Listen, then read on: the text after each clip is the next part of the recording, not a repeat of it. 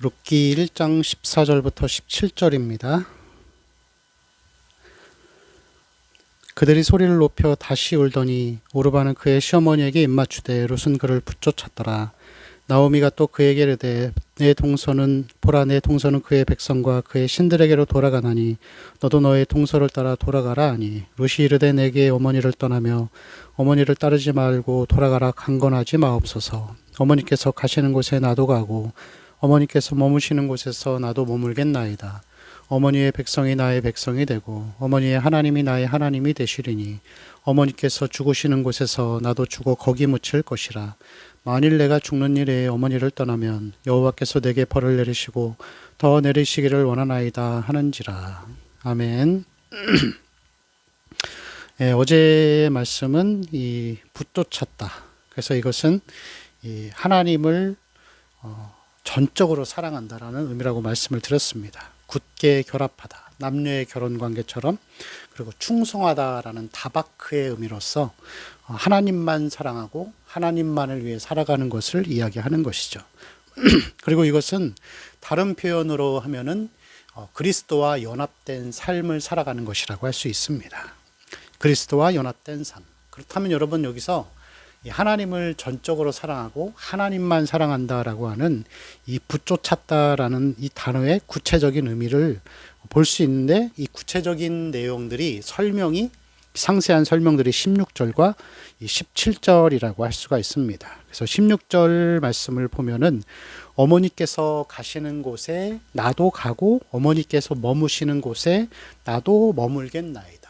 이것은 주의 말씀을 따라 매일매일 살아가겠다고 하는 결심이라고 할 수가 있습니다.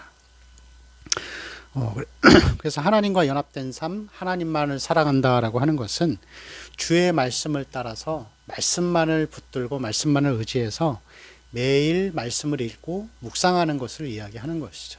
제가 이 말씀을 매일 새벽마다 올려드리는 이유도 그와 같은 의미입니다. 이 오늘 하루의 말씀을, 이 말씀을 붙들고 하나님과 함께 살아가라라고 하는 것이죠.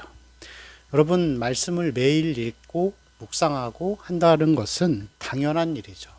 그런데 우리가 신앙생활을 하면서 많은 것을 느끼지만 그 중에서도 당연한 일을 꾸준히 한다는 것은 참 쉽지 않은 일 중에 하나라고 할 수가 있습니다. 그런데 중요한 것은 신앙에는 지름길이 없습니다. 게으르게 살다가 어느 순간에 확 믿음이 커지거나 아니면 하나님을 향한 신뢰가 커지는 그런 일들은 없다는 것이죠. 우리가 하나님을 사랑한다라고 하는 것은 매일매일 꾸준히 당연한 일을 꾸준히 하면서 하나님 말씀을 따라 살아가는 것입니다. 그것이 여러분 신앙의 정석이고 하나님을 온전히 사랑한다라는 의미라고 할 수 있습니다. 매일의 삶 가운데에서 하나님 말씀을 읽고 묵상하는 꾸준한 일들이 늘 이어지기를 축원합니다. 두 번째, 이 다바크의 삶, 붙쫓는다의 삶의 의미는 16절 후반부에 나오는데, 어머니의 백성이 나의 백성이 되고 어머니의 하나님이 나의 하나님이 되시리니라는 표현입니다. 룻은 자기 고향으로 돌아가서 재혼을 하게 되면 편안한 안식처를 얻을 수가 있었습니다. 그렇지만 룻은 나오미를 따라서 별로 사이가 좋지 않은 어머니의 나라 유대 땅으로 가게 되는 것이죠. 그래서 이것은 자기 희생을 감수한 신앙을 의미하는 것이라고 할 수가 있습니다. 예수 그리스도의 영광도 있지만 예수 그리스도의 고난도 있습니다. 그래서 여러분, 우리가 사실 이 룻은 자기 고향으로 돌아가는 게 훨씬 편하고 쉬운 길이었어요. 그럼에도 불구하고 하나님의 사랑을 알았기 때문에 그 사랑 때문에 더 어렵고 가시밭길을 선택한 것입니다. 여러분, 우리가 예수를 믿고 하나님의 자녀가 되면 그 순간부터 우리는 빛의 자녀가 되고 동시에 그것은 마귀의 특별한 표적이 되기 시작합니다. 그래서 예수를 믿으면 하나님의 위로와 사랑도 있지만 말씀 때문에 받는 핍박과 애매한 고난들도 분명히 있다는 것을 우리 늘 기억해야 합니다.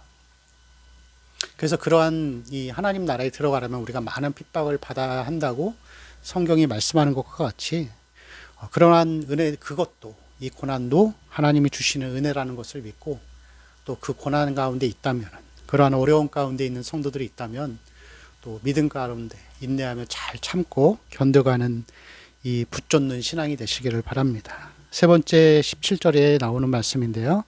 어머니께서 죽으시는 곳에 나도 죽어 거기 묻힐 것이라. 어머니가 죽는 곳에 나도 죽겠다라고 하는 것은 이 붙잡는 신앙은 주와 함께 죽고자 하는 삶이라고 할 수 있습니다. 제자들이 그러죠. 우리도 주와 함께 죽으러 가자 하면서 주님을 따라가죠. 여기서 죽는다라고 하는 것은 두 가지 의미가 있습니다. 첫 번째는 죄에 대하여 매일 죽는 삶입니다. 갈라디아서 5장 24절에 보면 그리스도 예수의 사람들은 육체와 함께 그 정욕과 탐심을 십자가에 못 박았다 그렇게 기록하고 있죠. 우리는 예수를 믿고 난 다음에 매일매일 죽는 삶이 돼야 합니다. 내 정욕에 대해서, 내 탐심에 대해서, 나의 죄에 대해서 그것을 우리가 계속해서 절제하고 죽이고 하나님의 은혜로 채우는 삶을 통하여서 그 내 안에서 나는 죽고 예수가 사는 그러한 삶이 되어야 하는 것이죠. 두 번째, 우리는 우리의 자아에 대해서, 우리 자아가 죽음에 대해서 늘 죽는 삶을 살아야 합니다. 우리의 자아가 매일 죽는 삶. 사도 바울이 고백하죠. 나는 날마다 죽노라. 그러한 삶을 통하여서 우리는 그것이 하나님을 정말 사랑하고 하나님과 함께 걸어가는 하나의 붙잡는 신앙의 방법이라는 것을 늘 기억해야 합니다. 여러분, 우리가 매일 우리 자아가 죽고 주님 때문에 받는 고난과 고통의 삶, 이것은 하나님이 우리에게 베푸신 그 십자가의 죽음과 희생과 사랑에 비하면 아주 작은 것들입니다. 그러기에 우리는 이 신앙생활을 함에 있어서 전적으로 하나님을 사랑하는 자로서 매일매일 하나님 말씀을 붙들고 읽고 그리고 고난 가운데 인내하고 또 우리의 욕심과 죄악에 대해서 우리 자아에 대해서 깨트려지고 죽기를 소망하고 또 그것을 기도하고 그러한 일들 통하여서 하나님 나라를 소망하고 기다리며 준비하며 나아가는 그런 삶이 되시기를 축원합니다. 기도하겠습니다.